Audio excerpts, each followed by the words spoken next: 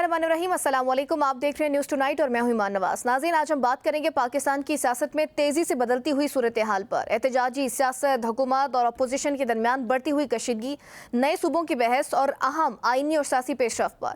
खैबर पख्तूनख्वा के वज़ीर आला सुहेल आफरीदी ने 27 सितंबर को इस्लामाबाद मार्च का ऐलान करते हुए कहा है कि अब अदालतों से इंसाफ की उम्मीद बाकी नहीं रही, जबकि इस ऐलान पर खुद पाकिस्तान तहरीक इंसाफ के अंदर भी इख्तिलाफात सामने आए हैं और अलीमा खान ने लॉन्ग मार्च की तारीख पर सवालात उठाए हैं।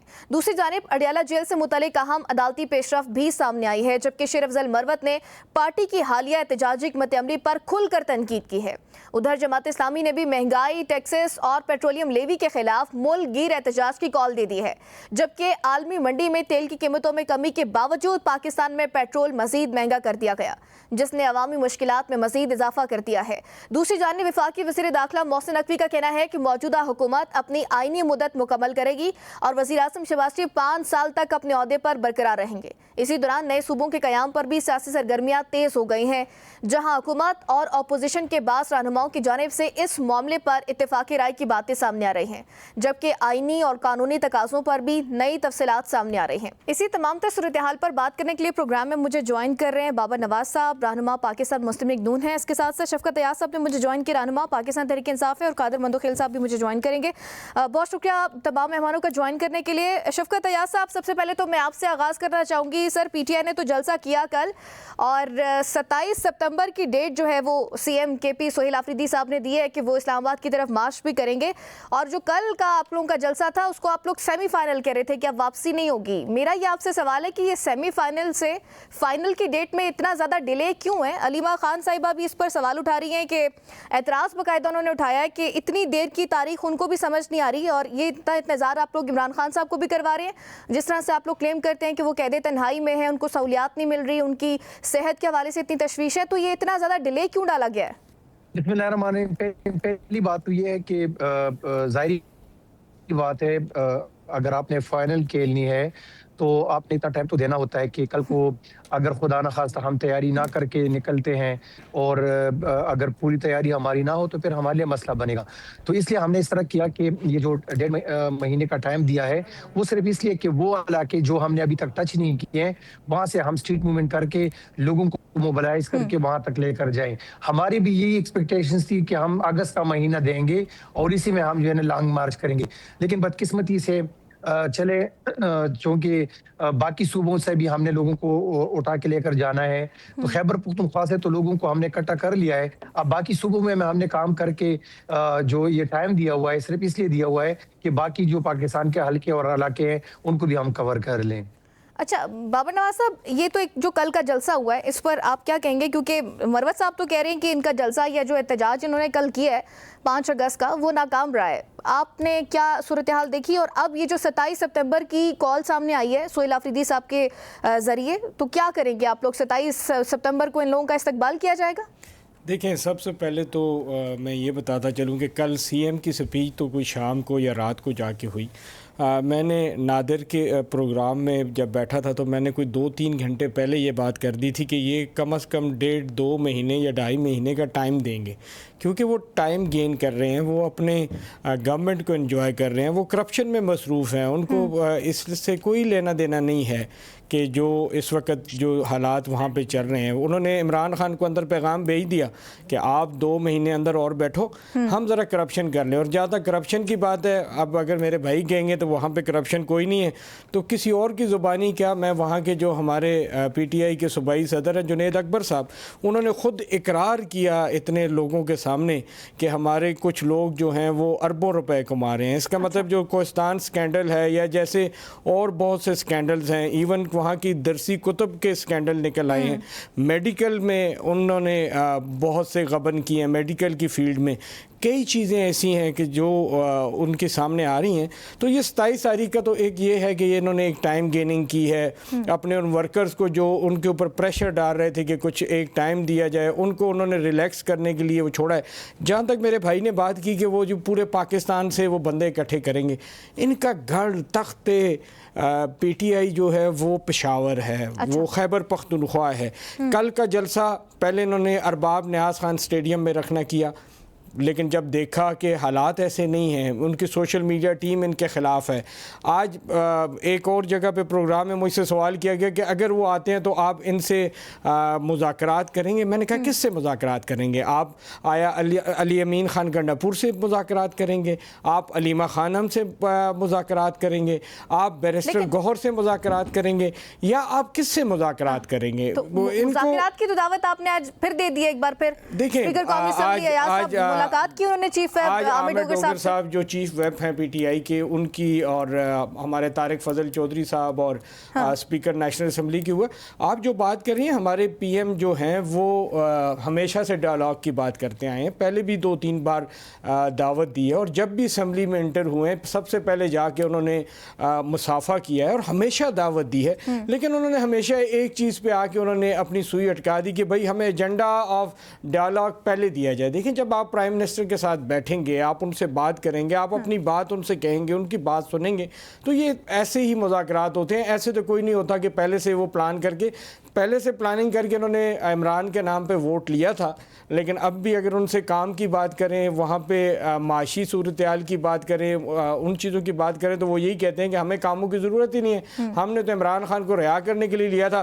لیکن مبارک ہو پی ٹی آئی کے ان سپورٹرز کو، میں ان کو مبارکباد پیش کرتا ہوں جنہوں نے اس لیے ووٹ دیا تھا کہ یہ ان کے قائد کو چھڑائیں گے. انہوں نے ایڈوانس اپنا فیصلہ، اپنی وہ جو کوٹ لگائی تھی کل وہاں پہ، اس میں بیٹھ کے دے دیا کہ 2 مہینے کی تاریخ دے دی ہے، جو امید ہے کہ آگے 2-4 مہینے اور بڑھ جائے گی انشاءاللہ. اچھا شفقت صاحب، یہ جو گفتگو بابر نواز صاحب نے بھی کی ہے، ایک تو اس پر آپ کیا رسپونڈ کرنا چاہیں گے؟ بار بار یہ کوشچن اٹھایا جا رہا ہے کہ یہ 2 مہینے کی تاریخ کی کوئی لاجک نہیں بنتی ہے نا، جب آپ اتنے سیریس کنسرن ظاہر کر رہے ہیں کہ عمران خان صاحب اور بشرا بی بی قید تنہائی میں، ان کو سہولیات نہیں مل رہی ہیں، ان کی صحت کے حوالے سے اتنی آپ لوگ امپورٹنٹ جو تشویش کا اظہار کرتے ہیں، اس کے ساتھ ساتھ پھر یہ بنتا نہیں تھا اتنا ڈیلے. اور جو آج ایک بار پھر مذاکرات کی دعوت ہوئی ہے، چیف ویب عامر ڈوگر صاحب کی اسپیکر قومی اسمبلی سے ملاقات ہوئی ہے، ڈاکٹر طارق فضل چودھری صاحب وہاں پر موجود تھے، تو کیا آفر کرائی ہے آپ کو گورنمنٹ نے؟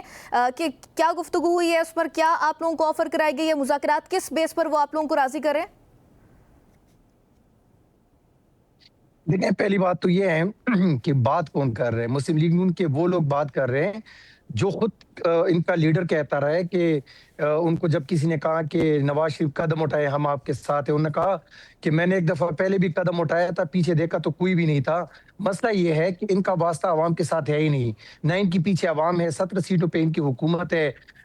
یہ جو وعدے کر کے آئے تھے، ان میں سے کون سا وعدے نے پورا کیا؟ اب ان کی خود کی جو ہے 2-3 مہینوں کی حکومت ہے، چلی جانی ہے. اور جس دن پیپل پارٹی نے فیصلہ کیا تو پھر آپ دیکھنا کہ یہ کہاں پہ آ کے رک جاتے ہیں اور کہاں پہ جو ہے نا یہ بیٹھ جاتے ہیں اور لیٹ جاتے ہیں. مسئلہ یہ ہے کہ انہوں نے بات کی کہ ہم نے بڑے اسٹیڈیم سے جلسہ لا کے کسی اور جگہ پہ کر لیا. تو وہ وجہ یہ تھی کہ وہ جس جگہ پہ ہم جلسہ کرنے جا رہے تھے، وہ اسٹیڈیم، وہاں پہ اگر ہمارا جلسہ ہو جانا تھا اور عوام آ جاتی تو وہاں پہ کیا ہونا تھا کہ وہاں پہ نقصان بھی پہنچ سکتا تھا. ہم نہیں چاہتے تھے کہ ہماری وجہ سے ریاستی کسی ڈپارٹمنٹ کو یا یہ اسٹیڈیم کو نقصان پہنچے. ہم نے اربوں روپے ان پہ لگائے ہیں، تو کیوں ہم جلسے کے لیے اس کو خراب کر دیں؟ اور جو جلسہ ہم نے کیا، یہ پشاور کی تاریخ کا سب سے بڑا جلسہ. عمران خان کا جلسہ جب ہوا تھا تو وہ اس سے بڑا تھا، لیکن اس کے بعد یہ سب سے بڑا جلسہ ہے. عمران خان کی غیر موجودگی میں یہ سب سے بڑا جلسہ تھا. دوسری بات یہ ہے کہ ان کے مجھے یہ بتائیں کہ نواز شریف صاحب جب آئے تھے تو کیا مجھے بتائیں 100 بندے ان کے پاس تھے کہ وہ آ جاتے ان کو ریسیو کرنے کے لیے؟ اور یہ جو 18 کے بعد یہ بار بار ان کے جو جیل میں لوگ جاتے تھے، ان کی لیڈرشپ، ان کے پاس 50 بندے نہیں ہوتے تھے کہ جا کے ان کو ریسیو تو کم از کم کر لے. وہ یہ پیسے دے کے وہاں پہ لوگوں کو لے کر آتے تھے. کشمیر میں انہوں نے کیا کیا کہ ریونٹ سے لوگوں کو گاڑیوں میں بیٹھا کے 22 گاڑیاں، مجھے یاد ہے کہ وہاں پہ اسلام گڑھ کے ہائی اسکول میں کھڑے تھے. شفقت صاحب، مجھے یہ بتائیں نا کہ جو مذاکرات کے لیے آج میٹنگ ہوئی ہے چیف ویب عامر ڈوگر صاحب کی، کیا حوال رہا اس کا؟ دیکھیں، جب بھی ہم کسی تحریک کا آغاز کرتے ہیں، جب بھی ہم اسٹریٹ موومنٹ کی بات کرتے ہیں، اسلام آباد کا رخ کرنے کی بات کرتے ہیں، تو پھر یہ لوگ کہتے ہیں کہ آئیں ہم آپ سے بات کرتے ہیں. کبھی جو ہے نا پیسے دے کے کسی اور سے یہ ریلیز کرتے ہیں بیان کے عمران خان کا جو ہے علاج کے لیے ہم شفٹ کر رہے ہیں. بات یہ ہے کہ کب تک آپ نے مجبور ہو کے فیصلے کرنے ہیں, کب تک آپ نے ڈیلے کر کے پاکستان کو چلانا ہے, کب تک آپ نے جو ہے نا لوگوں کو اس نہج پر لے کر آنا ہے کہ اگر وہ پروٹیسٹ کرے تو پھر آپ نے ان کے گھٹنوں میں آ کے بیٹھ جانا ہے. پہلی بات تو یہ ہے کہ آپ نے خود آئین اور قانون پہ چلنا ہوگا. اگر آپ نہیں چلتے تو پھر آپ جمہوری پارٹی تو نہ ہوئی. اور مسئلہ یہ ہے کہ جو 17 سیٹوں پہ آ کے بیٹھ جاتے ہیں تو ان کے پاس یہ اختیار ہے ہی نہیں کہ وہ عوام کی جا کے سنیں. وہ جو کہتے تھے کہ ووٹ کو عزت دو, نہ ان کو وہ بات یاد آ جاتی ہے. اب جب ہم نے اسٹریٹ موومنٹ کی بات کی, ہم نے احتجاج کی بات کی, ہم نے اسلام آباد کے رخ کرنے کی بات کی, تو پھر یہ کہتے ہیں کہ ہم علامہ راجہ ناصر عباس نے ہی کہا تھا نا کہ ہم لوگ تیار ہیں مذاکرات کے لیے, سنجیدہ حکومت سنجیدگی کا مظاہرہ نہیں کر رہی. انہوں نے آج آپ کو بلا لیا, یہ شو کر دیا کہ ہم سنجیدہ ہیں, ملاقات بھی کر لی ہے چیف ویب سے. دیکھیں, پہلی بات تو یہ ہے کہ ہم کبھی بھی عمران خان صاحب کی رہائی کے لیے ان کے ساتھ بات کرنے کے لیے نہ پہلے تیار تھے نہ آج تیار ہے. ہم پھر بھی آپ کو یہ کہیں گے کہ اگر پاکستان کی بات ہوتی ہے, پاکستان کی معیشت کی بات ہوتی ہے, آپ کو تو اب یہ نہیں تھا پتا محسوس صاحب, آپ کو تو یہ نہیں تھا پتا کہ آپ کے پارٹی نے اب بھی ہمیں یہ آفر دیا ہے کہ آئیں بیٹھ کے بات کرتے, آپ کہتے کہ ان کے ساتھ ہم کیوں بیٹھے. آپ کو تو یہ نہیں پتا. مسئلہ یہ ہے کہ آپ کچھ اور بول رہے ہیں, آپ کی لیڈرشپ کچھ اور بول رہی ہے. چلے میں کہ آپ کو تو خود بیانات میں تضاد ہے. اب بات یہ ہے کہ اگر پاکستان کی بات ہوتی ہے, پاکستان کی معیشت کی بات ہوتی ہے, پاکستان میں ڈیموکریسی کی بات ہوتی ہے, تو ہم ان کے ساتھ بیٹھنے کے لیے تیار ہیں. ہم جو یہ بات کریں کہ عمران خان کا یہ حق بنتا ہے کہ کوئی اگر قیدی جیل میں ہوتا ہے تو جیل مینول کے مطابق وہ ان کا حق بنتا ہے کہ آپ ان کا علاج کروائیں. آپ ان کو آئسولیشن میں نہیں رکھ سکتے. آپ نے عمران خان کو آئسولیشن میں رکھا ہے, آپ نے تو ان کو نہیں توڑا, لیکن آپ اپنے آپ کو ایکسپوز کر رہے ہیں. آپ جو یہ ظلم کر رہے ہیں کل آپ برداشت کر لیں گے. ٹھیک ہے سر, اس پر مزید بھی بات کرتے ہیں. بریک کا کہا جا رہا ہے, ایک بریک کے بعد دوبارہ حاضر ہوں گے. Stay with us.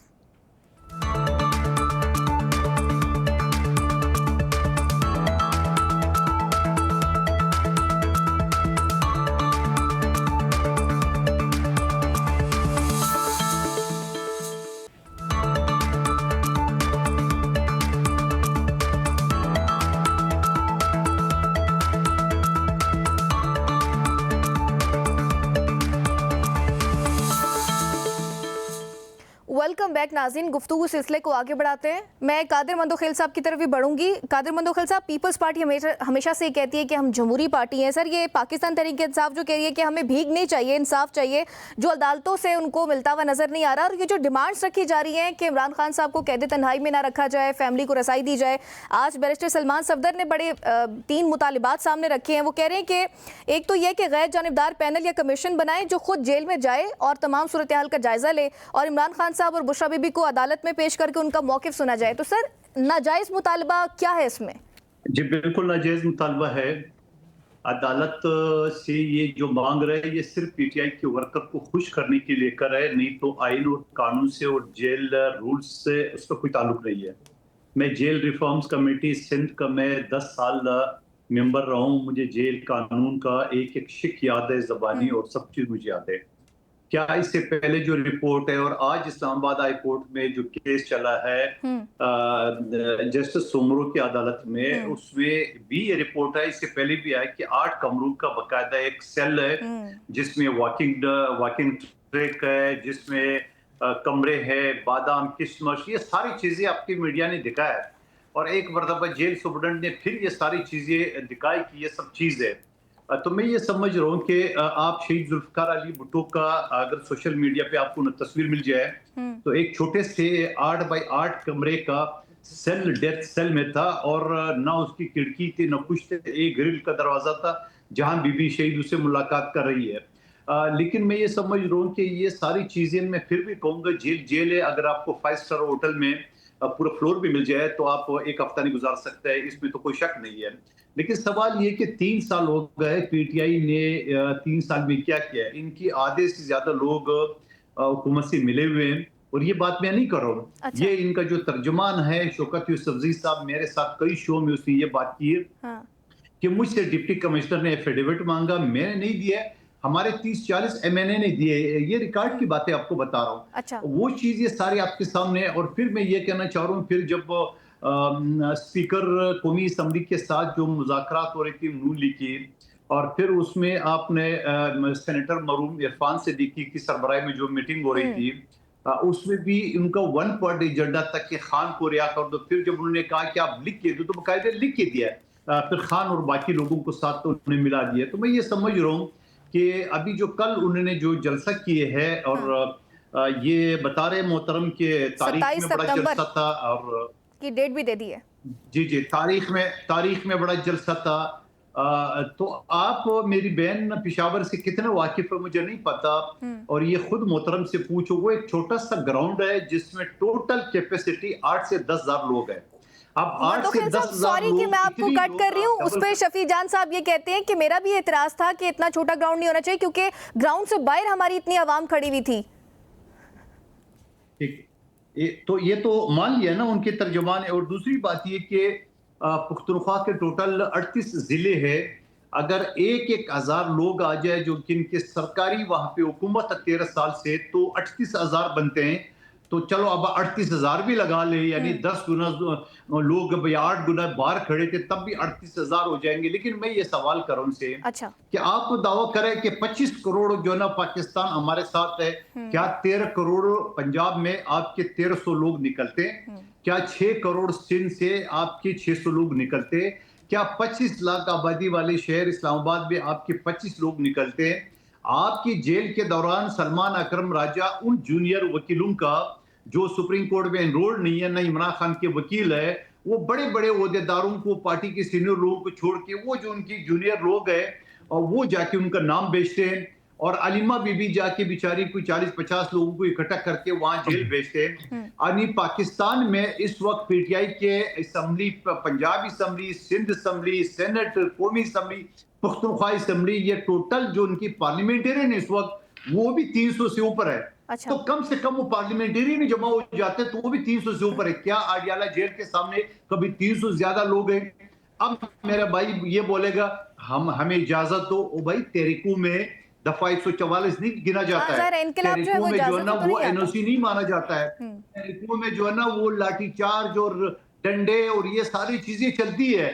آپ بے نظیر بھٹو شہید کو دیکھ لے کہ وہ برقع پہن کے ٹیکسی میں ڈکی میں بات کے اور وہ جلسوں میں اور میٹنگوں میں ماشاء اللہ کے دور میں بجتا تھا. آج تو جمہوری حکومت ہے, ایسا تو نہیں ہے کہ باقی پاکستان میں جمہوریت نہیں ہے, صرف پختونخوا میں جمہوریت ہے, ایسا تو نہیں ہو سکتے. اگر جمہوریت ہے تو پورے پاکستان نہیں ہے تو پختونخوا میں بھی نہیں ہے. تو میں یہ سمجھ رہا ہوں کہ میں اس چیز پہ قائم, مجھے حیرت ہے یہ جو کل کا دن چنا ہے پی ٹی آئی کے دوستوں نے, کیا وہ 4 اگست یا 6 اگست نہیں ہو سکتا تھا؟ یہ وہی 5 اگست ہے جب عمران خان صاحب نے مودی کے ساتھ ٹرمپ سے ملاقات کی, اور پھر جب یہ پاکستان آئے تو ان کے وزیر مشیر باقاعدہ لائن سے کھڑے ہو کے اور پھول جو ہے نا ان کو پہنا رہے تھے جیسے کوئی بندہ گاؤں دیہات میں حج سے آتا ہے.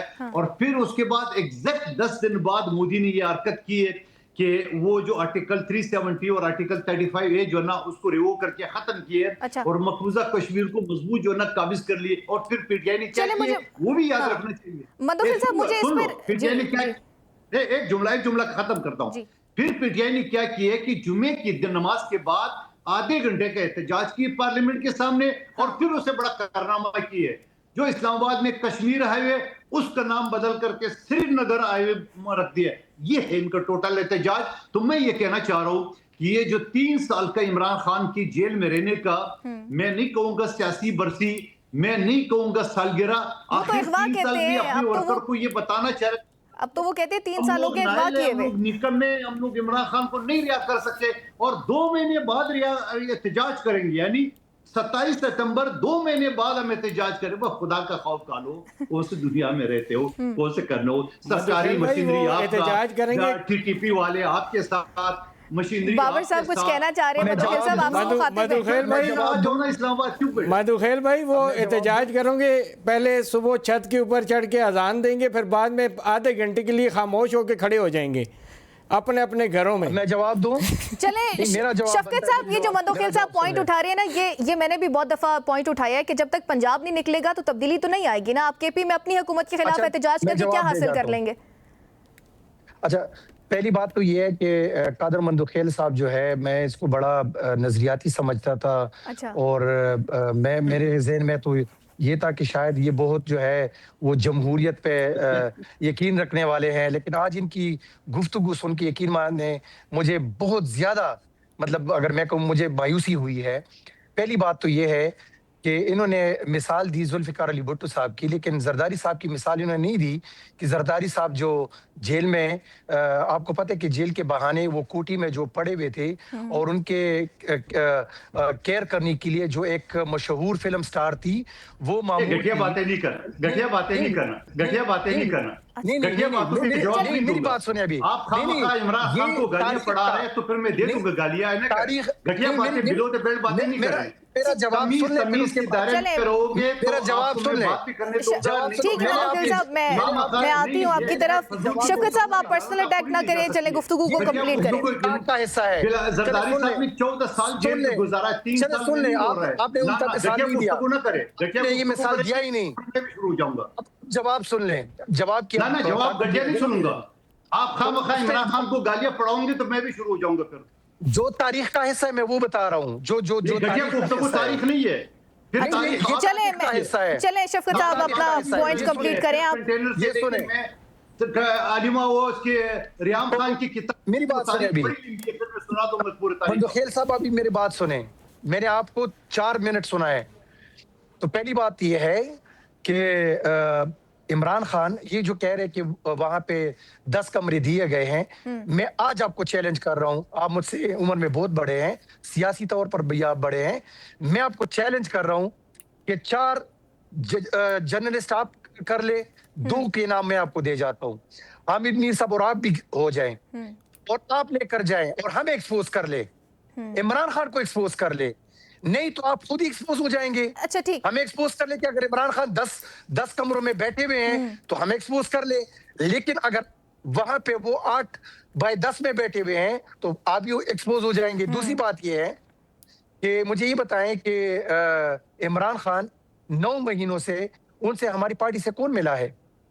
ان کو آئسولیشن میں کس نے رکھا ہوا ہے؟ اس کا علاج ان کی فیملی کے ڈاکٹرز کے بغیر کیوں ہو رہا ہے؟ ان کی فیملی ممبرز کے بغیر کیوں ہو رہا ہے؟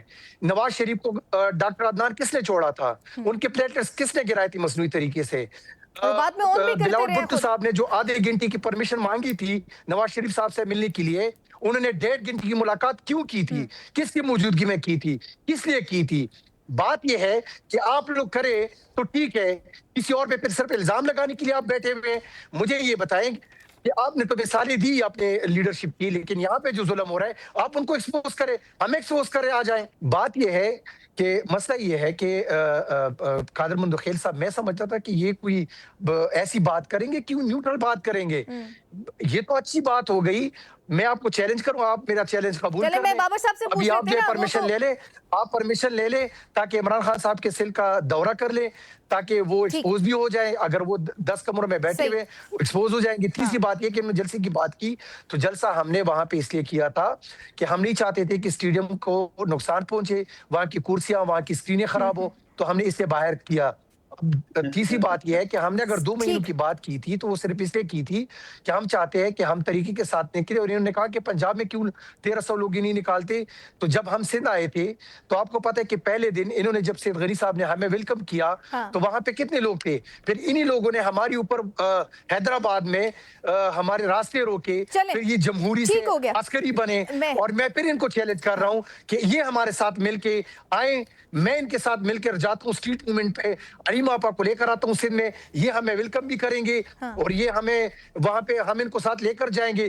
اگر ہم نے سندھ میں لوگ نہ نکالے پھر یہ جو کہیں گے ہم انشاءاللہ وہ مانیں گے۔ ٹھیک ہے، میں مندوخیل صاحب سے رسپونڈ لوں گی، لیکن بابر صاحب یہ جو شفقت ایاز صاحب چیلنج کر رہے ہیں آپ کو بار بار، اور سر جو یہ پوائنٹ اٹھا رہے ہیں کہ 7 سیلز کا کمپاؤنڈ بھی ہے، پھر یہ جو رپورٹ سامنے آئی ہے سپرنٹینڈنٹ ریالہ جیل کی، وہ کہہ رہے ہیں ڈاکٹرز دن میں 3 مرتبہ خان صاحب کا بلڈ پریشر چیک کرتے ہیں، شوگر، دل کی دھڑکن بھی چیک ہوتی ہے، آکسیجن لیول بھی چیک ہوتا ہے۔ سر یہ ساری سہولیات اگر آپ لوگ دے رہے ہیں، رپورٹ میں بتا رہے ہیں، تو ایک غیر جانبدار پینل یا کمیشن بنا لیں جو جا کے آن گراؤنڈ دیکھ لے کہ کیا صورتحال ہے وہاں پر، یا چلیں عدالت میں پیش کر دیں عمران خان صاحب کو یا بشرا بی بی کو۔ میں ان کے چونکہ 3-4 باتیں ہوگی اس میں وہ ہو گئی، تو اس کو میں آئین اور قانون سے شروع کروں گا، جو انہوں نے بات کی آئین اور قانون کی۔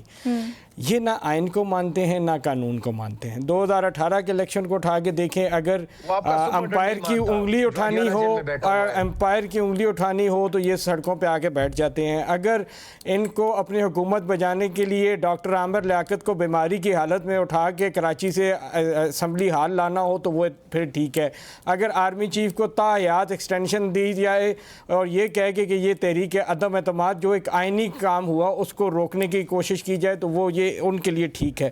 پھر یہ قانون کی بات کرتے ہیں, یہ کون سے قانون کی بات کرتے ہیں؟ میں اس پہ نہیں جاؤں گا, اس پہ ایک علیحدہ ڈیبیٹ ہے کہ ان لوگوں کو سزائیں ٹھیک ہوئیں یا غلط ہوئیں یا وہ کیسز ٹھیک ہیں یا غلط ہیں, میں اس پہ نہیں جاؤں گا. لیکن آج کی ڈیٹ میں جتنے بھی اس وقت گورنمنٹ آف پاکستان کی طرف سے جو اشتہاری ہیں ان کو انہوں نے پناہ دی ہوئی ہے. میرے اپنے ضلع میں عمر ایوب اشتہاری ہے, عدالتی مفرور ہے, اشتہاری ہے. ان کے سی ایم کے ساتھ وہ بیٹھ کے میٹنگز کر رہا ہے, چیف سیکرٹری کے ساتھ وہ بیٹھ کے میٹنگز کر رہا ہے. کس کیپیسٹی میں یہ قانون کی بات کرتے ہیں؟ پھر انہوں نے کہا پلیٹلیٹس گر گئے. اگر آپ کو یاد ہو تو ان کی وزیر صحت نے خود رپورٹ بنائی تھی. اگر یہ یہ دعوے کر رہے ہیں کہ وہ رپورٹس جیلی تھی تو وہ جیلی رپورٹس کس نے بنائی؟ انہوں نے بنائی. اگر اس وقت فیصل صاحب ان کی شوکت خانم کو ہیڈ کر رہے تھے, وہ عمران کی جو ٹیم تھی ہیلتھ کی اس کو وہ لیڈ کر رہے تھے, انہوں نے وہ آ کے ٹی وی پہ آ کے کہا کہ یہ بڑے سیریس ایشو ہے, ان کو فوراً کیا جائے. اور بقول آپ کے لیڈر کے کہ وہ رو پڑے تھے وہ حالات دیکھ کے, تو وہ ان سے نون لیگ کے کسی بندے نے جا کے نہیں کہا تھا بلکہ آپ کی پی ٹی آئی کے لوگوں نے کہا تھا. کیا بات کر رہے ہیں؟ فیصل واڈا صاحب نے اسٹیٹمنٹ نہیں دی تھی کہ جعلی رپورٹ بناتے رہیں؟ جعلی رپورٹیں کس نے بنائی؟ پی ٹی آئی کے لوگوں نے بنائی. چیلنج کی بات کرتے ہیں, طریقہ کار بتایا تھا تو کس طرح سے آپ چیلنج کی بات جو آپ کر رہے ہیں, چیلنج آپ مدوخیل صاحب کو کیا چیلنج دیں گے؟ میں نے تو آن ایئر قومی چینل پہ آ کے, مدوخیل بھائی ساتھ موجود تھے اس دن, میں تو آپ کی پوری پی ٹی آئی کو چیلنج دے کے گیا ہوں کہ 26 نومبر کی رات والا آپ نے جھوٹ بولا ہے اس قوم سے, یہاں کے نوجوانوں سے, یہاں کی ماؤں بہنوں سے آپ نے جھوٹ بولا ہے. میرا چیلنج قبول کر لیں کہ آپ نے جو کہا کہ لوگ شہید ہوئے ہیں, میں نے ثابت کیا ہے, میں نے پورا ریکارڈ دیا ہے کہ آپ لوگ جھوٹ بول رہے ہیں, ایک جھوٹا بیانیہ بنایا ہے آپ نے, سائفر کا جھوٹا بیانیہ بنایا. آپ کی تو سیاست ہی جھوٹ پہ, اور جیسے ابھی تھوڑی دیر پہلے آپ نے بلو دا بیلٹ باتیں کی, آپ تو یہ آپ کی تاریخ ہے, اس کو آپ کیسے مسئلہ کر سکتے ہیں؟ چلے ان کی بات سن لیں. وہ کہہ رہے ہیں میں آپ کو چیلنج کرتا ہوں کہ میں آپ کو 14 گھرانیاں سے دکھا دیتا ہوں. ابھی آپ کائنڈلی اس کو چلا لیں جو میں نے دیا آپ کو, ایف آئی آر. اچھا شفقت صاحب 599/24 یہ کوشچن اٹھا رہے تھے کہ وہاں پر ایک کیس ایسا ہے کہ جو 26 نومبر میں ان کی موت واقع نہیں ہوئی ہے, وہ آپ لوگوں نے زبردستی ان کے گھر والوں کو پیسے دے کر تقریباً 1 کروڑ روپے کا بابر صاحب دعویٰ کر رہے تھے کہ آپ لوگوں نے ان کو دیا ہے. وہ سارے ریکارڈز ان کے پاس موجود ہیں. دیکھیں متی اللہ جان صاحب کی رپورٹ موجود ہے, ان کو کیوں پھر جیل میں ڈالا گیا تھا, کیوں ان پہ پابندی لگائی گئی تھی, ان نے وہی رپورٹس وہاں پہ شائع کی تھی جو انہوں نے دیکھا تھا وہاں پہ فلمز میں جا کے. میں آپ کو سرکاری رپورٹ دے رہا ہوں, عدالتی کاروائی دے رہا ہوں, عدالتی کاروائی جس میں عدالت میں ثابت ہوا ہے کہ وہ بندہ 25 تاریخ کی صبح 7:25 پہ قتل ہوا ہے, جس کو آپ نے 28 تاریخ کو اپنے شہداء کی لسٹ میں ڈال دیا, اور آپ کے عمران خان کے ٹویٹر ہینڈل اور ان کے فیس بک سے اس کا باقاعدہ فوٹو شیئر کیا گیا. آپ کیا بات کر رہے ہیں؟ 17 سیٹوں پہ جو حکومت میں بیٹھے ہوئے وہ رپورٹ بنائیں گے اور اس پہ کوئی عمل کرے گا, یہ آپ کیا بات کر رہے ہیں؟ آپ چیلنج قبول کرو میرا, آپ میرا چیلنج قبول کرو, چیلنج قبول کر لیں, آپ چیلنج قبول کرو. میری بات سنیں, جی سنائیں, میری بات سنیں. اس طرح کرتے ہیں کہ کل ایم چینل کے جگہ پہ ملتے ہیں, قادر مندوخیل صاحب بھی ہوں گے, آپ بھی ہوں گے اور میں بھی ہوں گا, ٹھیک ہے. اور اس طرح کرتے ہیں کہ میں اگر آپ کو 26 نومبر کے شہداء نہ دکھاؤں, ان کے فیملیز کے ساتھ نہ ملواؤں, پھر جو آپ کہیں گے وہی سزا میرا. اور اگر میں نے ثابت کر دیا کہ وہ جھوٹ ہے, آپ ایم ٹی وی کے اسٹوڈیو میں بیٹھ کے معافی مانگیں گے؟ چلیں یہ بھی ایک انٹرسٹنگ بات ہے, آپ معافی مانگیں گے؟ میں تو آپ کو کہہ رہا ہوں کہ میں اگر ثابت نہ کروں تو جو آپ کہیں گے میں وہی میرا سزا ہوگا.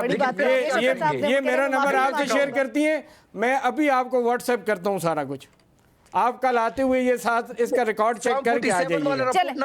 فارم 47 والی رپورٹ نہ شیئر کرے, آپ حقیقت آ کے دیکھیں. میں آپ کو ایک بات بتاؤں کہ ہمارے ملاکنڈ سے ایک لڑکا ہمارے سامنے یہاں پہ گولی پہ لگا, میں اگر وہ اس کی انٹرویو آپ کو دکھاؤں, آپ کو پتہ ہے اس کا پورا ڈیٹا ہمارے لوگوں نے اچھا، جو ہے نا ان کو نادرا سے نکال دیا 25 تاریخ پھر کی واپس لے کر صبح آئے۔ 7:25 اگر وہ نہ پہ کنفرم ہو میں گیا اگر تھا کہ 14 آپ وہ لوگوں کریں گے۔ کے گھرانے نہ دکھاؤں ہاں۔ پھر جو آپ کہیں گے، لیکن مسئلہ یہ ہے کہ آپ 47 پہ بیٹھے ہوئے ہیں، 17 سیٹوں پہ آپ بیٹھے ہوئے ہیں، آپ جن کے اشاروں پہ آ کے بیٹھے ہوئے ہیں، جو آپ لوگ کہہ رہے تھے کہ ہم نے معیشت کو اوپر لے کر جانا ہے، ہم نے جی ڈی پی گروتھ کو اوپر لے کر جانا ہے، ہم نے لوگوں کو جابس دینے ہیں، ہم نے ریمیٹنسز لے کر آنے یہ ہیں۔ تو آپ کے امپائر کی انگلی کے ہاتھوں خرابی ہوئی، ورنہ پاکستان تو ترقی کی طرف چل پڑا تھا۔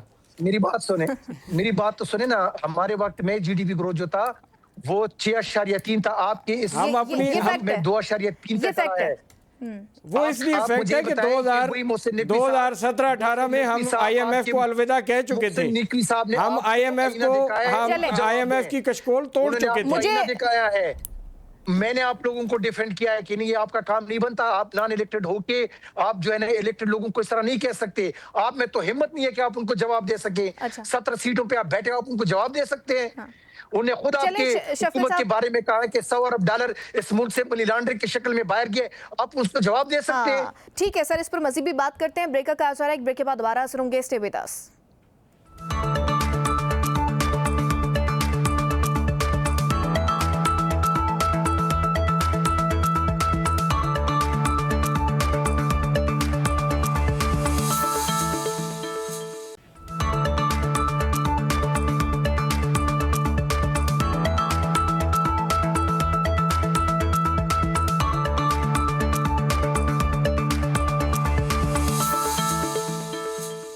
ویلکم بیک ناظرین، ڈسکشن کو آگے بڑھاتے ہیں۔ میں قادر مندوخیل صاحب کی طرف بھی بڑھوں گی۔ سر مجھے یہ بتائیں کہ بلاول بھٹو صاحب کی جو تقریر ہے، چند صاحب کہہ رہے ہیں بلاول بھٹو صاحب کی تقریر جو وہ کہہ رہے ہیں کہ الٹی گنتی کے دن شروع ہو گئے ہیں، پھر وہ ٹک ٹاک والا میسج، اب وہ یہ کہہ رہے ہیں کہ پی ٹی آئی کی 27 ستمبر کی کال اور بلاول بھٹو کا وہ والا میسج، تو وہ کہہ رہے ہیں ٹک ٹاک تو ایونچولی شروع ہو گیا، آپ سمجھ جائیں بس، تو یہ کس طرف اشارہ ہے بابر صاحب؟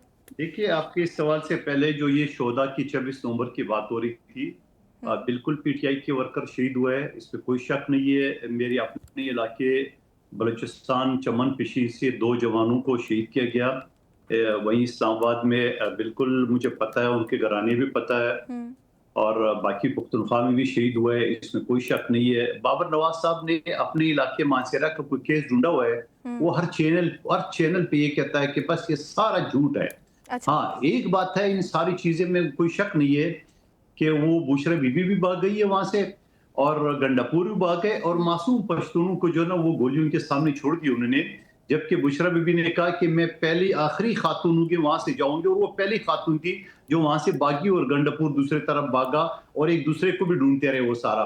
لیکن سوال یہ، مجھے اس بات پہ بڑی حیرت ہے، شہداء پہ مجھے کوئی نہیں ہے، میں خود کنفرم کروں کہ ان کے لوگ شہید ہوئے، ایک ویڈیو کیوں سامنے نہیں ہے؟ کوئی ویڈیو سامنے نہیں ہے شہداء، میں کنفرم کروں اس کے باوجود کروں، یا پی ٹی آئی والی ویڈیو چھپا رہا ہے، یا کوئی ایسا جدید ٹیکنالوجی تھا جس سے کوئی ویڈیو نہیں بنا سکا، چلو نیٹ تو نہیں تھا، موبائل پہ تو بنا سکتے تھے، یا خوف کے مارے وہ ریلیز نہیں کر سکے، یہ میں آج تک سمجھ نہیں سکا کہ اس کی وجہ کیا ہے۔ لیکن میں ایک چیز یہ ساتھ ساتھ کہوں گا کہ بالکل انکوائری ہونا چاہیے، اور اس کی چیز کی باقی جو آپ کا سوال ہے ٹک ٹاک، بالکل میں ایک چیز یہ بتاؤں کہ جس طرح جنرل فیض نے ڈرامہ مچایا 2018 میں آر ٹی ایس سسٹم بٹھا کے، اور اسی طرح جو ہے نا یہاں پہ جو مسلم لیگ نون نے محسن نقوی صاحب جو وزیر اعلیٰ پنجاب تھے، انہوں نے فارم 47 کے تحت مریم بی بی کو یہاں بٹھایا، اور اس کو انعام کے طور پہ جا کے ان کو پنجاب اسمبلی سے سینیٹر بنایا، اور پھر طاقتور ترین وزیر بنایا۔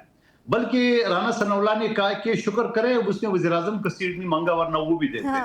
اور پھر وہ وہی وزیر، جو طاقتور وزیر، جو سنگل سیٹ پہ انہی کے ووٹوں سے وزیر بنایا، ان کی پارٹی سے تعلق نہیں ہے، جب اس نے ان کی حکومت کی جو ہے نا وہ کیا کہتا ہے نا چکا ڈاٹا جو ہے نا سارا کھول دیا، اور پھر خوف کے مارے جا کے رانا ثناء اللہ پرسوں شاہ زیب خانزادہ کے شو میں کہا کہ ہمیں نواز شریف صاحب نے منع کر دیا، کوئی جواب نہیں دیں گے۔ اچھا، تو میرا ایک سوال لے لیں یہاں پر، اگر آپ مائنڈ نہ کریں، میرا ایک سوال لے لیں کہ یہ جو آپ کہہ رہے ہیں کہ پارٹی پالیسی آئی تھی نون لیگ کو کہ آپ لوگوں نے محسن نقوی کے خلاف بیان نہیں دینا، یہ ان کو منع ہو گیا تھا، رانا ثناء اللہ صاحب نے باقاعدہ ٹی وی شو میں بیٹھ کر یہ بات کی ہے۔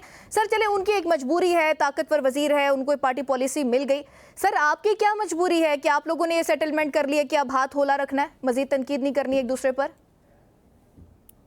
یہ آپ کو کس نے بولا؟ میں آپ کے سامنے بول رہا ہوں نا، میں بھی تو ایک ورکر ہوں نا پیپلز پارٹی کا، میں تو سر آپ یہ کے خبر سامنے آئی تھی کہ ایک میٹنگ ہوئی ہے جس کے بعد یہ طے پایا ہے کہ اب تھوڑا ہاتھ ہلکا رکھنا ہے. میں 5-7 چینل کا ڈیلی جو ہے نا منہ دیتا ہوں، پارٹی کی ترجمانی کر رہا ہوں. مجھے تو پارٹی نے سر کوئی ہدایت نہیں ہے، میں تو سخت ترین باتیں کرتا ہوں. میں تو یہ کہتا ہوں کہ محسن نقوی جو طاقتور ہے اس کی بات بھی کر رہا ہوں. اور صرف محسن نقوی نہیں ہے، شہباز شریف صاحب کو چاہیے کہ یہ اپنی کابینہ کا وزیر ہے اس کو برطرف کرے، مگر وہ بیچارہ کس کو برطرف کرے گا؟ وہ خواجہ آصف نے بھی بات کر لی ہے، وہ علیم خان نے بھی بات کر لی ہے، مصطفیٰ کمال نے بھی وہی بات کی ہے، خالد مقبول صدیقی نے وہی کر لی ہے، پنجاب کی اسپیکر ملک احمد خان نے بھی وہی بات کر لی ہے. تو یہ بیچارہ کس کو برطرف کرے گا شہباز شریف صاحب؟ میں اس کی مجبوری بھی سمجھتا ہوں.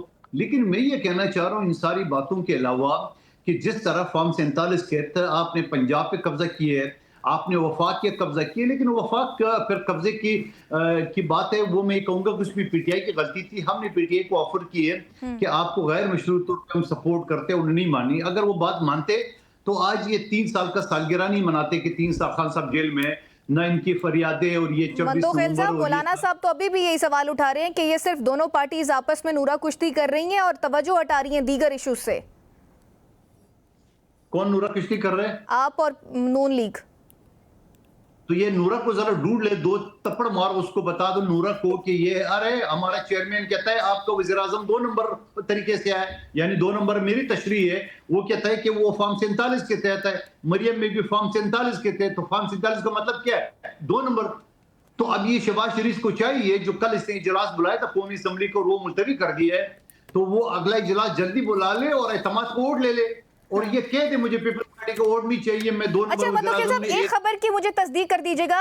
نادر گبول صاحب کا ایک سٹیٹمنٹ میرے سامنے سے گزری تھی، وہ یہ بات کہہ رہے تھے کہ ہم اپوزیشن میں بیٹھنے کے لیے تیار ہیں اور پارٹی میں بہت سارے رہنما، بہت سارے ارکان اس چیز پر اب راضی ہو گئے ہیں کہ اب اتنی تلخیوں کے بعد، اتنے اختلافات کے بعد نون لیگ کے ساتھ نہیں بیٹھنا چاہیے. ایسا ہے سر؟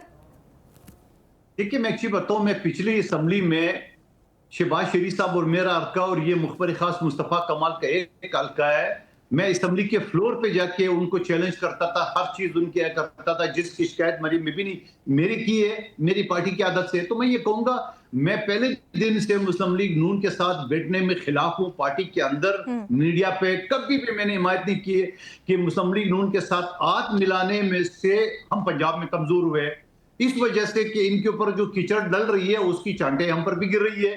آپ مجھے بتا دو کہ مسلم لیگ نون کے جنازے کو ہم نے، سیاسی جنازے کو ہم نے کنڈا دیے ہے اور اپوزیشن کردار بھی ہم ادا کر رہے ہیں. آپ مجھے بتاؤ اگر پیٹرول کی بات ہو رہی ہے، مہنگائی کی بات ہو رہی ہے، سرکاری ملازمین جے یو آئی بھی اب نکل رہی ہے سڑکوں پر پیٹرول کی قیمتوں میں اضافے سپورٹ کی بات ہو رہی ہے، ان ساری چیزوں کی نعرے اس کی آواز کو ہم ہی اٹھا رہے ہیں. پی ٹی آئی کہاں ہے؟ پی ٹی آئی تو خان کو رہا کر دو، وہ نعرہ بھی چھوڑ دیا. اب تیرے خان سے ملاقات کراؤ، خدا کا واسطہ 2 مہینے کے بعد احتجاج کا اعلان کرے گی. وہ بھی بابر صاحب سے میری اردو بڑی ٹھیک ہے، میں نے سہیل افریدی صاحب کی تقریر بڑے غور سنی ہے. وہ کہہ رہے اگر ان خان صاحب کے کیسز نہیں چلائے تو ہم کریں. وہ بھی اگر ہے، 2 میں 3 سال وہ بیچارہ جیل میں ہے، 2 مہینے آگے کا ٹائم دے رہے اور وہ بھی اگر مگر ہے. تو بھائی میری بات سنو، آپ یہ اگر مگر چھوڑے، آپ کے پاس تو میں نے کہا کہ آپ کے پاس کالعدم تنظیمیں بھی ہے، آپ کے پاس حکومتی مشینری بھی ہے، حکومتی فنڈ بھی ہے، آپ کے پاس اسلحہ بھی ہے، آپ کے پاس بم بھی ہے، آپ کے پاس سب چیزیں. روانہ ہو جاؤ کل صبح. ٹھیک ہو گیا. ہاں بالکل، یہ آپ کی ایک تجویز اپنی جگہ جائز ہے. مندوخیل صاحب آپ کا پوائنٹ آ گیا ہے. بابر صاحب، سی ایم کے پی کے بارے میں تو آپ اور خواجہ آصف صاحب بھی کہہ رہے تھے کہ بڑے اچھے بچے بن گئے ہیں. اب لگ نہیں رہا ہے کہ وہ اچھے بچے رہے ہیں کیونکہ بڑے جوشیلے انداز میں آ رہے ہیں. بڑی ایک تلخ قسم کی انہوں نے کل گفتگو کی اور صحیح پتہ چل رہا ہے کہ اب وہ واپسی نہیں ہے، کیونکہ وہ نعرہ بھی لگا رہے ہیں کہ اب نو واپسی، اب فائنل کھیل کر جائیں گے. ان کی نااہلی کی بھی گفتگو ہم نے سنی، باز گشت ہو رہی تھی کہ ان کی نااہلی ہو سکتی ہے. پھر 26 نومبر کے کیسز کے بارے میں کہا جا رہا تھا کہ علیمہ خان صاحبہ بھی گرفتار ہو سکتی ہیں. آپ کو حالات وہاں جاتے ہوئے نظر آ رہے ہیں؟ کیا پتہ وہ ورکرز کو صرف دکھانے کے لیے وہ تقریر ہوئی ہو. کیا پتہ شام کو کس کے جا کے پاؤں پکڑے ہوں. اچھا، کیا کچھ کیا ہو. یہ تو اندر کی کہانی ہے، ہم ان میں نہیں جاتے. لیکن جہاں تک آپ نے بات کی، باتیں یہ بھی آ رہی ہیں کہ محسن نقوی صاحب نے ان کو کہا تھا کہ 2 مہینے آگے کی ڈیٹ دیں. اس طرح کی بھی کچھ گفتگو آ رہی ہے. میں وہی کہہ رہا ہوں کہ وہ پھر بات بہت دور چلی جائے گی. اچھا، ان کو ساتھیوں کو برا لگ جائے گا. لیکن ایشو یہ ہے کہ آج اگر آپ علیمہ خانم صاحبہ کے وہ انٹرویو دیکھیں تو انہوں نے کہا کہ میں تو اس اس کو سپورٹ ہی ناخوش نہیں ہیں وہ۔ کرتی.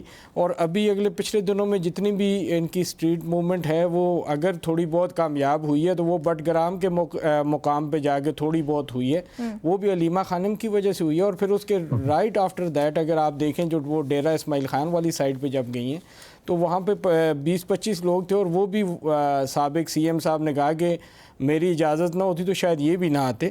تو ایز سچ مجھے نہیں لگ رہا کہ میں خود کے پی کے سے تعلق رکھتا ہوں, آپ خود اندازہ لگا لیں کہ جہاں پہ ان کی 3/4 اکثریت میں اس کو کہتا ہوں, کیونکہ ہر جگہ پہ جو ایم پی اے ہے وہاں کا ڈی سی اور ڈی پی او بھی وہاں کا ایم پی اے سمجھیں. یہ بندے اکٹھے کرنا اور لے کے آنا, جب 9 مئی کا انہوں نے واقعہ کیا تھا تو اس کے بعد اپنی فوج اور اپنے ملک کے ساتھ یکجہتی کے لیے میں ہری پور سے کنونشن ہال 10,000 بندہ لے کے آیا تھا اور ایک پتہ تک نہیں ٹوٹنے دیا تھا, اور بڑا پرامن طریقے سے بندے جب آپ سے پیار کریں, جب آپ کے لیے کھڑے ہوں تو نکلتے ہیں. اب وہاں پہ جو عمران لور کی جہاں تک بات ہے, اس میں نو ڈاؤٹ عمران خان کی ایک فین فالوئنگ ہے, اس کو لوگ پسند کرتے ہیں, کئی نوجوان کو اپنا آئیڈیل سمجھتے ہیں, لیکن اب ان نوجوانوں کو بھی سمجھ آ گئی ہے کہ یہ ہمارے ساتھ فراڈ ہو رہا ہے, یہ فراڈ کر رہے ہیں. یہ اپنی جنید اکبر خان نے اپنی سپیچ میں کہہ دیا کہ اربوں روپے کما رہے ہیں جو ساتھ والے ساتھی, تو وہ ہماری اس تحریک میں اپنے جیبیں خالی کریں اور پیسے دیں. جب آپ کی لیڈرشپ یہ خود مان رہی ہے کہ آپ کرپشن کر رہے ہیں, آپ انجوائے کر رہے ہیں, تو کیسے یہ لوگ بابر صاحب آج ویسے آپ بڑے کانفیڈنٹ نظر آ رہے ہیں. آپ کو مبارکباد دینا بھول گئی ہوں میں کہ آپ کے طاقتور وزیر تو اب یہ کہہ رہے ہیں کہ آپ 5 سال مکمل کریں گے. سب سے پہلے تو آپ میری مبارکباد وصول کریں کہ اب آپ لوگوں کو میرے خیال ہے وہ جو خوف کا ایک ماحول بن چکا تھا ان کی اسٹیٹمنٹ کے بعد وہ نہیں رہا ہوگا. نہیں, وہ جو انہوں نے بات کی انہوں نے اس کی کلیریفیکیشن بھی دے دی. اس میں انہوں نے بتایا باقاعدہ کہ وہ انہوں نے 70-80 سال کی بات کی ہے. ان 70-80 سالوں میں یہ 4 سال یہ والے اور 2 ملا کے کوئی 8-10 سال نون لیگ کے بنتے ہیں. تو اس کا سارا ملبہ آج کے وزیراعظم کے اوپر نہیں پھینکا جا سکتا. یہاں پہ کئی وزراء اعظم ایسے گزرے ہیں جن کے دوروں میں یہاں پہ کئی ایسے واقعات ہوئے ہیں جس میں ہمارے ملک کو 2 لخت ہونا دیکھنا پڑا. کیا کچھ نہیں ہوا, وہ پرانے وہ ساری وہ چیزیں تھیں پرانی, ہم ان میں نہیں جاتے. آج کی اگر بات کرتے ہیں تو جس طرح بلاول بھٹو نے کہا کہ ٹک ٹاک شروع ہو چکا ہے, بالکل ٹک ٹاک تو میرا خیال ہے 2-3 سال سے ہر ایک موبائل میں لوگ دیکھ رہے ہیں. وہ شاید اس ٹک ٹاک کی بات کر رے تھے. اگر وہ ٹائم گزرنے کی بات کر رہے ہیں, آپ نے کہہ دیا تو میں مان لیتی ہوں. مدوخیل صاحب, محسن نقوی صاحب تو کہہ رہے ہیں کہ یہ تو چلے انہوں نے کہہ دیا کہ 5 سال یہ مکمل کریں گے, لیکن ساتھ ہی جو ان کی طرف سے تجویز آئی کہ تمام منسٹری کا 3rd پارٹی آڈٹ کروا لیں, آپ اس کو کیسے دیکھتے ہیں, ہونا چاہیے؟ دیکھیں, جب نواز شریف صاحب نے رانا ثناءاللہ اور دوسرے لوگوں کو منع کر دیے کہ نقوی صاحب کی بات کے اوپر بات نہیں کرنا ہے, تو نقوی صاحب نے بھی تھوڑا سا لچک دکھا دیا ہے. لیکن نقوی صاحب کے بیان جتنا مرضی ہے لچک دکھاتے اور یو ٹرن لے لے, اس نے تو باقاعدہ شہباز شریف صاحب کا نام بھی ہے. اس نے تو باقاعدہ بولا فرسودہ نظر, اس نے کہا شہباز شریف 16 گھنٹے پہ کام کرے تو کچھ نہیں ہوگا. لیکن پھر ابھی جو اس نے کہا 3rd پارٹی جو نا اس کی آڈٹ, تو اس کا مطلب کیا ہے کہ ساری آپ کی منسٹری کرپٹ ہے. آڈٹ کا کیا مطلب ہوتا ہے؟ مطلب اگر منسٹری صحیح چل رہی ہے, کرپشن نہیں ہے تو, اور پھر یہ صرف محسن نقوی تھوڑی کہہ رہے, آپ کی آئی ایم ایف نے کہا کہ 5,300 ارب روپے وہ کھا گئے. یہ بین الاقوامی ادارہ کہہ رہا ہے. ویسے نون لیگ بھی سر آپ پر یہ کوشچن اٹھاتی ہے کہ 3,000 ارب پیپلز پارٹی کھا گئی ہے. دیکھیں, وہ 3,000 ارب کھا کے اس کے بعد اب اگلے دن سے آپ نے دیکھا وہ چابی کا کھلونا ہے, اس نے چابی کھلونا کسی نے دبا دیا اور سامنے دیوار سے وہ ٹکرا گیا, بیٹری ختم ہو گئی تھی. اس کے بعد آپ نے دیکھا وہ کس طرح بانے بنا رہا تھا. یہاں تو بین الاقوامی ادارہ آئی ایم ایف کہہ رہے کہ 5,300 ارب کھا گئے, اور اس کو بھی چھوڑیے. کیا لیوی کی مد میں ابھی تک, پیٹرول کے مد میں یہ 4,000 ارب روپے ابھی تک اڑپ نہیں کیے انہوں نے؟ کیا مجھے ایک بات بتا دو, جو دنیا میں ثالثی آپ کر رہے ہو, ثالثی تو خیر فیلڈ مارشل کر رہی ہے, تو بیچارہ ایسی خواہ کی کریڈٹ لے رہے, اور کریڈٹ خود اپنی کابینہ کا وزیر محسن نقوی نہیں دے رہے, کہہ رہے فیلڈ مارشل نے سارا کام کیا. تو چلو میں کہتا ہوں آپ کا نام وزیر اعظم رکھا ہوا ہے, تو کم از کم وزیر اعظم کہتے ہیں امریکہ کو تو اتنا بول دے یار خدا کا واسطہ, ہمارے دشمن ملک ہندوستان کو پیٹرول لے جا رہے ہیں, اس پہ پابندی نہیں ہے. ہم ایران سے لے جاتے ہوئے پیٹرول پابندی 2 سے 3 روپے لیٹر ہے پاکستانی روپے میں ایران کا. آپ خرچہ ڈال دو, ٹرانسپورٹیشن ڈال دو تو 40-50 روپے. यहाँ पे 400 रुपए में आवाम खरीद रही है। मंदोखेल साहब टाइम बड़ा कम है, मैं फायदा स्मगलरों को हो रहा है और पेट्रोल पंप मालिकों को हो रहा है, ना आवाम को हो रहा है, ना गवर्नमेंट को टैक्स आ रहा है। तो मैं ये कहना चाह रहा हूँ कि मोहसिन नकवी साहब ने इनके तसल्ली के लिए बोला कि 5 साल पूरे करेंगे। यू टर्न तो जो टर्न जो ना इमरान खान ने जो इंट्रोड्यूस किया है कि बड़े आदमी तो यू टर्न लेते हैं, तो मोहसिन नकवी साहब भी कल बड़ा आदमी बन जाएगा, यू टर्न लेके बोलो मैं मजाक कर रहा था, फिर क्या होगा? मतलब टाइम भी खत्म हो गया है। मैं शफकत साहब क्लोजिंग रिमार्क्स दे दें। आप पर क्वेश्चन उठाया था बाबर साहब ने कि सोहेल अफरीदी साहब जो है वो सिर्फ कारकुनों को खुश कर रहे हैं, लेकिन फिर वो किसी के पाँव में भी बैठ जाते हैं। Closing remarks. अच्छा, पहली बात तो ये आपने शहबाज शरीफ का हवाला दे रहे थे, से सोहेल का नाम ले लिया इन्होंने। अच्छा, पहली बात तो ये कि मेरा जो पहला वाला चैलेंज था, कादर मंदोखेल साहब तो वो नहीं माने और ना वो उसने कुछ कहा उस पे कि जेल का विजिट करते हैं, लेकिन उन्होंने जो मेरी बात की तस्दीक की है कि लोग हमारे शहीद हो चुके हैं, तो कम से कम बाबर साहब को कम से कम उसका जो मैंने चैलेंज दिया था वो मैं जीत चुका हूँ और ये हार चुके हैं। अच्छा। कम से कम इससे फिर पूछे कि आपने जो आप नहीं जीते, मैं रिकॉर्ड मंदोखेल साहब ने सेकंड कर दी बात, वो कह रहे कोई एक केस होगा। नहीं वो आप जीत चुके हैं, मैं मानता हूँ जी। अच्छा, तीसरी बात ये है कि देखें, अच्छा हुआ कि ये जो एक दूसरे पे इल्जाम लगा रहे हैं, मैं कादर मंदोखेल साहब की इस बात से इत्तेफाक करता हूं कि IMF ने खुद ही कहा है कि इत्तेफाक करते किसी बिलावल भुट्टो को अपोजिशन लीडर ना बना दें। 5,300 अरब रुपए नवाज शरीफ की हुकूमत और शहबाज शरीफ की हुकूमत ने खाए हैं। तो ये जो इनके ऊपर इल्जाम लगा रहे हैं कि सनाउल्लाह साहब कह रहे, राणा सनाउल्लाह साहब, तो उनकी बात भी थी, शायद मैं नहीं समझता, लेकिन IMF के सामने उनका जो सवाल बनता है वो छोटा पड़ता है और कादर मंदोखेल और हमारा जो है ठीक हो गया। बहुत शुक्रिया शफकत या साहब, अभी आगे और तमाम मेहमानों का शुक्रिया प्रोग्राम में ज्वाइन करने के लिए। नाज़रीन, इसी के साथ प्रोग्राम का वक्त खत्म हो गया। अपनी मेज़बान ईमान नवाज़ को दीजिए इजाज़त, अपना ख्याल रखिएगा। अल्लाह ने के बाद।